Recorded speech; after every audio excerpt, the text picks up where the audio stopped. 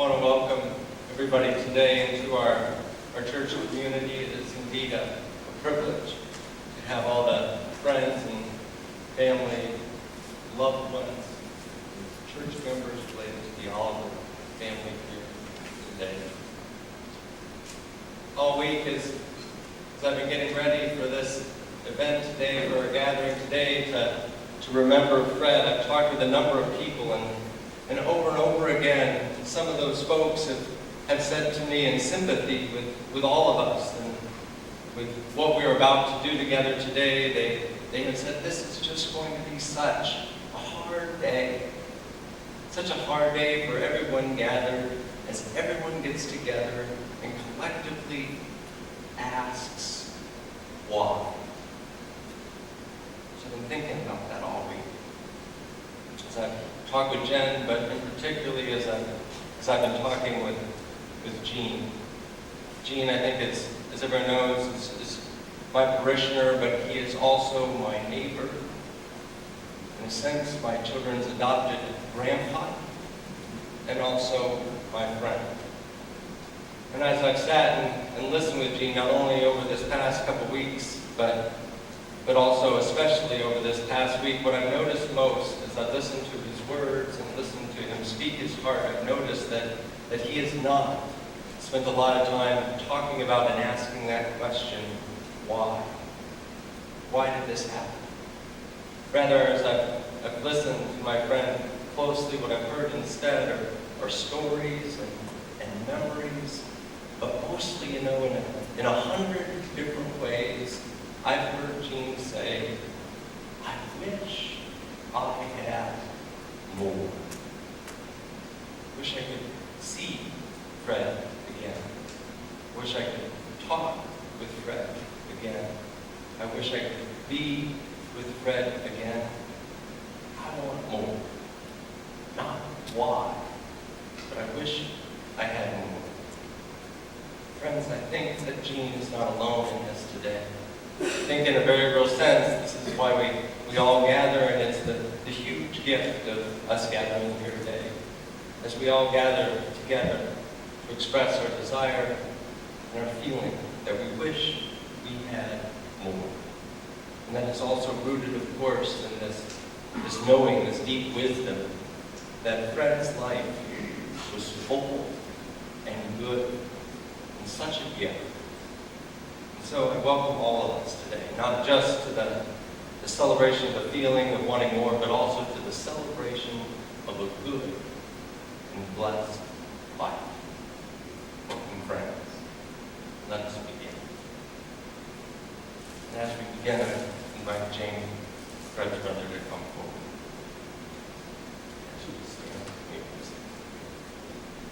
Not everyone here today is a Unitarian Universalist, so I want to explain our chalice lighting ritual as we begin.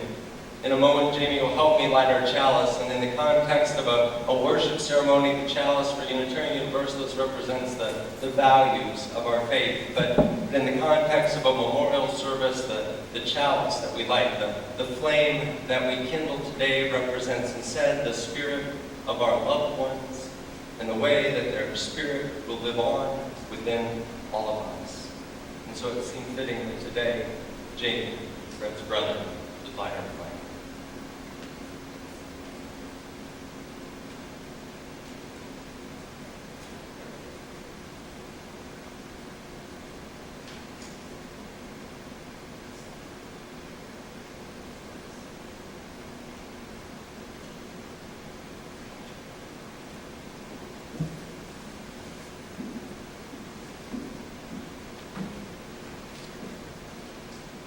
We begin today with a reading of Comfort by the poet Wendell Berry, entitled The Peace of Wild Things. When despair for the world grows in me, and I wake in the night, at the least sound in fear of what my life and my children's lives may be, I go and lie down where the wood drake rests in his beauty on the water, and the great heron feeds. I come into the peace of wild things who do not tax their lives with forethought of grief. I come into the presence of still water, and and I feel above me the day-blind stars waiting with their lights. For a time, I rest in the grace of the world, and I am free.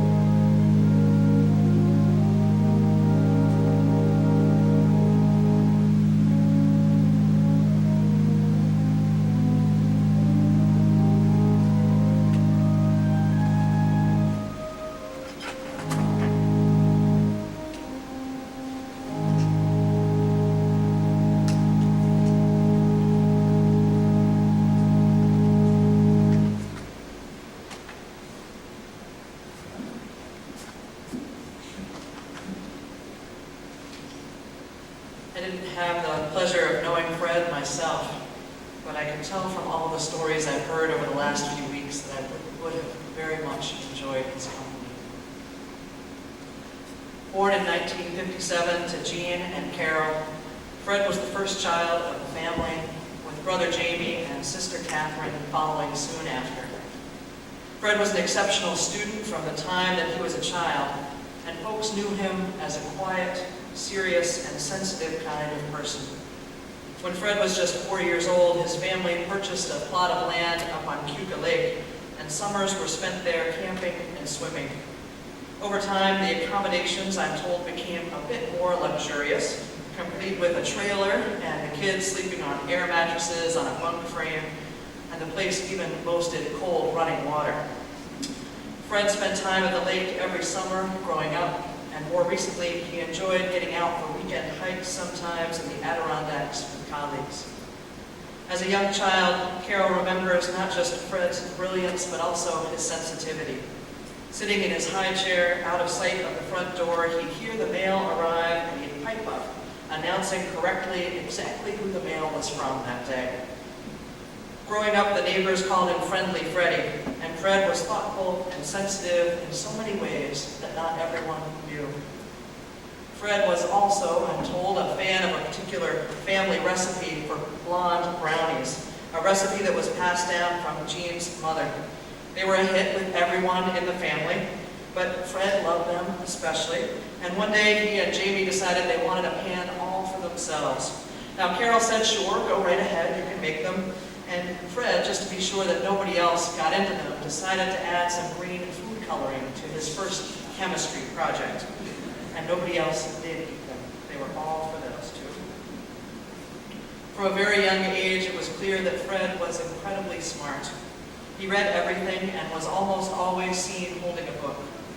He had an intense power of concentration, and I'm told that just about anyone who knew him had had the experience of talking to him for some time and continuing to go on talking to him for some time until he realized that Fred was no longer responding.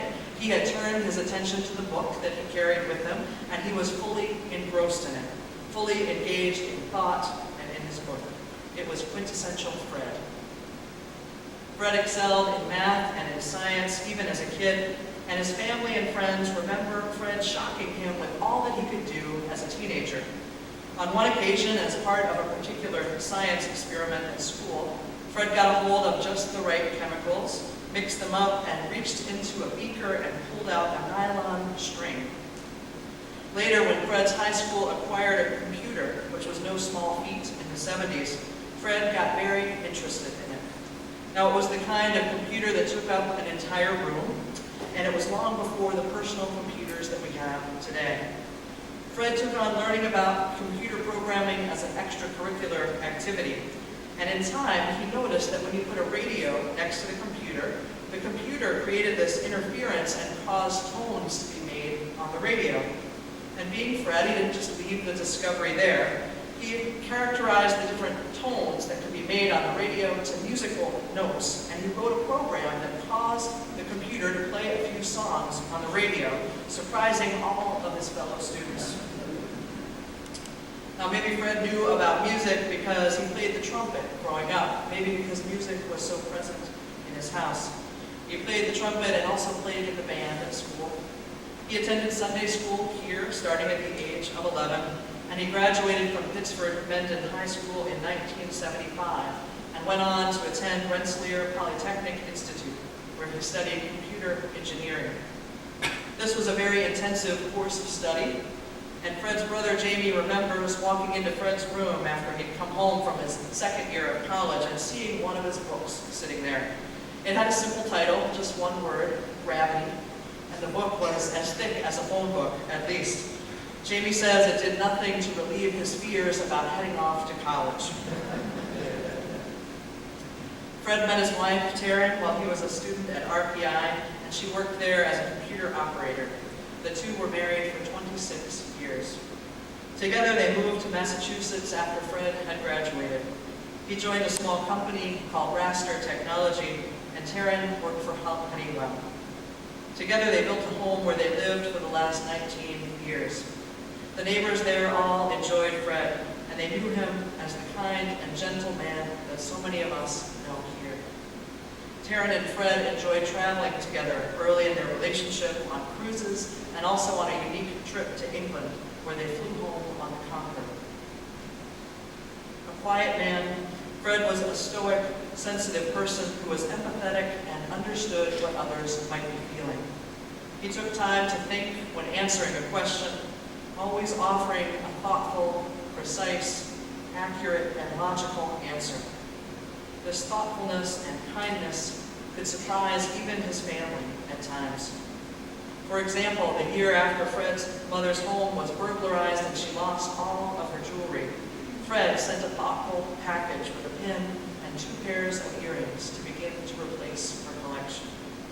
And on his last visit to Rochester many years ago now, Fred stayed with Jamie and his wife Dahlia and their kids.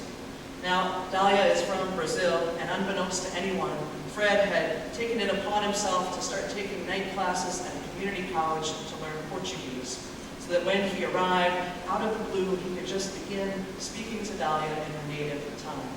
It was his way of trying to connect more deeply, and it was just one of the examples of how he was a very thoughtful and quiet and kind man. Fred was also an attentive uncle, always caring and loving and playful. As part of Brazilian tradition, Jamie and Dahlia had a hammock in their living room, and when Fred would visit, he'd lie there in the hammock and let the kids climb all over him. They'd spend hours out picking strawberries and turning it into jam while Jamie was at work. And on one occasion, when Fred was there, the family was getting ready to go out, but one of the folks that was supposed to meet them was terribly late getting there. Dahlia had remarked to Fred that she was worried she wasn't going to be able to go on the outing because the person was so late. And Fred just quietly and thoughtfully said not to worry. He volunteered to stay behind so Dahlia could head out on the trip. It was just one of the many ways that Fred was quietly thoughtful of the people around him. Fred was also someone who set goals for himself and accomplished them. 3 years ago, he had set the goal of running the Westford Road Race 10K marathon, and he managed to do it. I'm told he set up a treadmill in front of his TV and literally ran his tail off. Now, I think that this setting of goals was something that Fred did in his work life, too. It was an area of his life where he was highly regarded and well respected. His colleagues knew him as one of the most talented engineers they had ever worked with, a wonderfully kind and engaged friend and coworker. One coworker in particular remembers him like this. She says, Fred was a wonderful engineer. He was very smart and very careful in his work. He would get frustrated when other people took shortcuts just for the sake of speeding to the finish line. He always wanted the job done well, in addition to being done on time. Fred was the sort of engineer that would question your every assumption, helping make it clear what we knew versus what we simply thought we knew or hoped to be true. That quality of his made him invaluable for debugging hard software problems. But for me, she says, his best quality as a coworker was his astonishing lack of ego displays. Fred really did want to work as a team, and he really did consider the output, the product being produced, to be more important than any one individual on the team. I like that a lot about him, she says. When he was asking the hard questions, I knew that he wasn't attacking my work or my judgment in any way. He really was trying to make sure we were doing the best jobs we possibly could. The same coworker shared that at one time when they were working together on the Java virtual machine, the stuff Fred was working on was naturally complicated and tricky. But he expected to get some very big benefits from it. Fred was working hard to get it included in a particular product release, but the manager wasn't sure it should go in yet. This coworker was asked to run some tests and see if we could get the positive results that Fred was hoping for, and also just to evaluate the code's state. I worked closely with Fred for a couple of weeks, she said, weeks that were difficult because of long hours and high-pressure deadlines, and Fred was finally allowed to put the code into the release as he wanted to. After it was done, he offered a thank you in the form of a green oval cat bed that had been locally handmade. He knew that she had cats at home, that she loved them, and that this would be a great gift. Well, they love it, she said. They use it all the time. It was just one more example of the kind and thoughtful and quiet ways that Fred was attentive to those around him. Through the years, Fred was also a diligent caregiver and support to his wife, Taryn. He was a man, I'm told, who showed his love through action most of all. Whether it was offering his care day to day, whether it was by learning Portuguese, by sending just the right gift, by making one last phone call, or by simply being there day in and day out with Taryn. Now, with all of Fred's gifts, too, it's clear that he suffered as well. A stoic man, he did not let many folks in to those more difficult places. And many of us here are perhaps left with unanswerable questions, perhaps left with a fear that there might have been something more we could have done or said. In the midst of the questions that might plague us at times, I'd like to encourage us to plant one different question squarely in our minds, a question to return to over and over again. And that question is simple. How did Fred touch our lives for the better? How did he make our lives better? What values of his can we take on now How can he live on through us? Let us ask these questions again and again.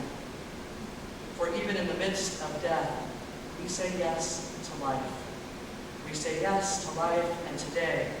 Even in the midst of a difficult ending, we remember the gifts of this quiet and serious and dedicated and thoughtful and brilliant man, entrusting his life to our memory and to all those whose lives he touched.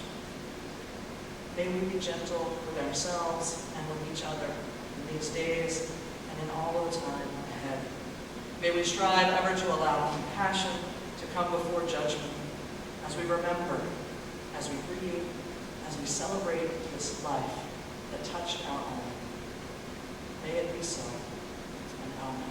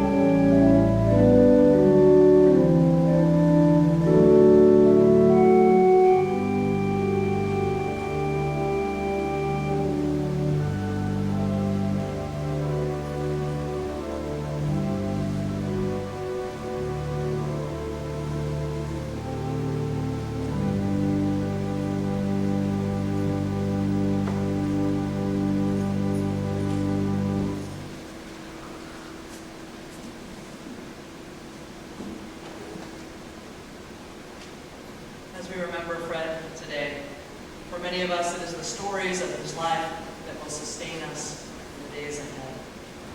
And so it is in that spirit that I invite you here, those who knew Fred, to bring a memory or a story of him to mind.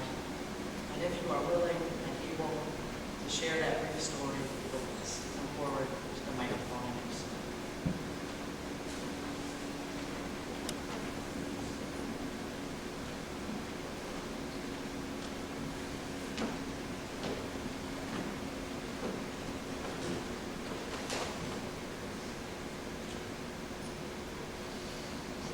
My name is Fred Dewey. I grew up with Fred. I'm the other Freddie in the neighborhood. There were two of us. And Freddie was in many ways my hero. He was 4 years older than I was, so I looked up to him a lot. And I think the best way to measure a man is not by what they got out of life, but what they gave. And Freddie gave and gave and gave. If he had a fault, it was probably that he gave too much. Here are some of the ways that he gave. At home, he cared for his quite ailing wife around the clock.